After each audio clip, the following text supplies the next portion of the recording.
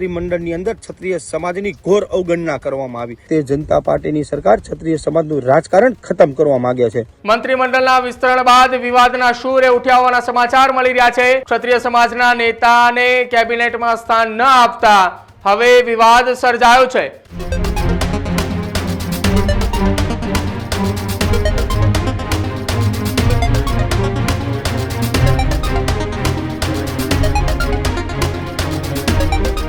મંત્રીમંડળના વિસ્તરણ વચ્ચે હવે મહત્વપૂર્ણ એક સમાચાર સામે આવી રહ્યા છે કે જ્યાં નવા મંત્રીમંડળે શપથ લીધાની સાથે જ ગણતરીના દિવસોની અંદર વિરોધના સૂરે ઉઠ્યા છે।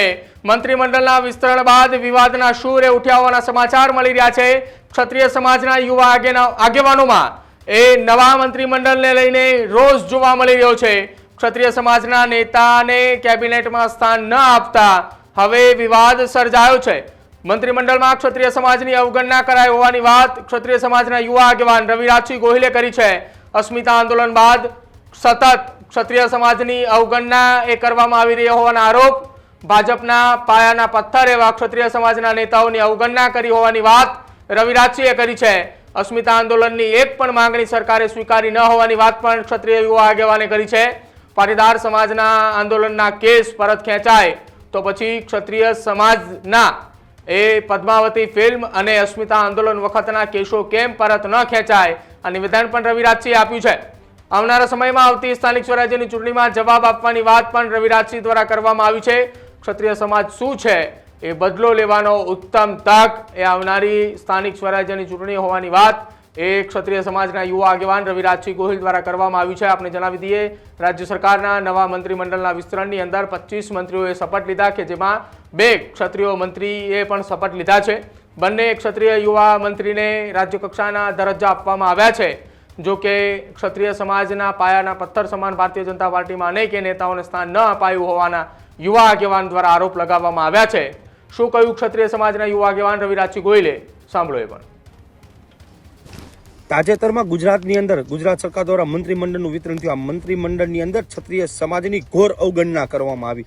આ ગુજરાતની ભારતીય જનતા પાર્ટીની સરકારે ગુજરાત ક્ષત્રિય સમાજનું રાજકારણ ડાઉન કરવા માટે થઈ અને જોઈ વિચારી અને ષડયંત્ર સાથે ક્ષત્રિય સમાજના દુનિંદર ચહેરાઓની બાદબાકી કરવામાં આવી।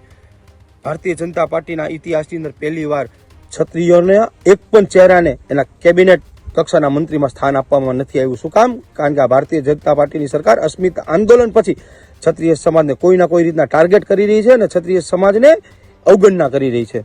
તાજેતરમાં મંત્રીમંડળનું વિતરણ થયું એની અંદર સમગ્ર ગુજરાતમાંથી માત્ર 2 જ ક્ષત્રિય સમાજના ચહેરા એ પણ સેલિબ્રિટી એમને સામાન્ય રાજ્ય કક્ષાના મંત્રી અને સામાન્ય ખાતા ફાળવવામાં આવ્યા। અમે આ બંને ચહેરાને આવકારીએ છીએ પણ જોઈ વિચારીને આ ભારતીય જનતા પાર્ટીની સરકારે જે આ ભારતીય જનતા પાર્ટીના પાયાના પથ્થરો છે એવા ક્ષત્રિય સમાજના નેતાઓની અવગણના કરવામાં આવી, એમને કાપવામાં આવ્યા। કારણ કે આ ભારતીય જનતા પાર્ટીની સરકાર ક્ષત્રિય સમાજનું રાજકારણ ખતમ કરવા માંગે છે। અસ્મિતા આંદોલન પછી કોઈના કોઈ રીતના ક્ષત્રિય સમાજને આ સરકાર ટાર્ગેટ કરી રહી છે। હવે ક્ષત્રિય સમાજ જાગો અને આની ઉપરથી વિચારો। આપણી પાસે ખૂબ સારો એવો સમય આવનારી સ્થાનિક સ્વરાજની ચૂંટણીમાં છે। સ્થાનિક સ્વરાજની ચૂંટણીમાં આ ભારતીય જનતા પાર્ટીની સરકારને અસ્મિતાનો બદલો, અસ્મિતા આંદોલન વખતે આપણે જેટલી પણ માગણીઓ સમાજ તરફથી કરવામાં આવી એમાંની એક પણ માગણી હજી લગીમાં આ ભારતીય જનતા પાર્ટીની સરકાર દ્વારા સ્વીકારવામાં નથી આવી। પાટીદાર સમાજ ઉપર જે કેસો થયા એની અંદર રાતદ્રોહના કેસો લ્યો કે બીજા કેસો લ્યો આ રાજ્ય સરકાર દ્વારા પાછા ખેંચી લેવામાં આવ્યા। અભિનંદન પાટીદાર સમાજને, પણ ક્ષત્રિય સમાજની પદ્માવતી મૂવી વખતે થયેલા કેસો, અસ્મિતા આંદોલન વખતે થયેલા કેસો, આ કેસો પાછા ખેંચવા માટે થઈને ક્ષત્રિય સમાજના આગેવાનોએ વારે વારે આ રાજ્ય સરકારના મંત્રીઓને અને સીએમ સાહેબને રજૂઆત કરી પણ હજી લગીમાં ક્ષત્રિય સમાજને હિતમાં એક પણ નિર્ણય આ ગુજરાતની રાજ્ય સરકાર દ્વારા લેવામાં નથી આવ્યો। આની ઉપરથી વિચારી લેજો કે ક્ષત્રિય સમાજની શું ગણના આ સરકાર કરી રહી છે। હજી એકવાર ખાસ કરીને વિનંતી કે આવનારી સ્થાનિક સ્વરાજની ચૂંટણીમાં અસ્મિતાનો બદલો અને ક્ષત્રિય સમાજની અવગણના થઈ રહી છે એનો બદલો લેવાનો ઉત્તમ મોકો છે। આની માટે આપણે ખૂબ જોરથી આ સરકારની સામે લડવાની તૈયારી કરવાની છે અને આવનારા સમયમાં એ તૈયારી પણ કરશું અને સંપૂર્ણ તૈયારી સાથે આ સરકારને મુંહતોડ જવાબ દેશું। Healthy life is very important, पर टेस्टी लाइफ भी तो जरूरी है ना बॉस। समोसा चाट से है प्यार, पर एसिडिटी से कैसे रहोगे दूर यार। Wait, we have a 3 step solution.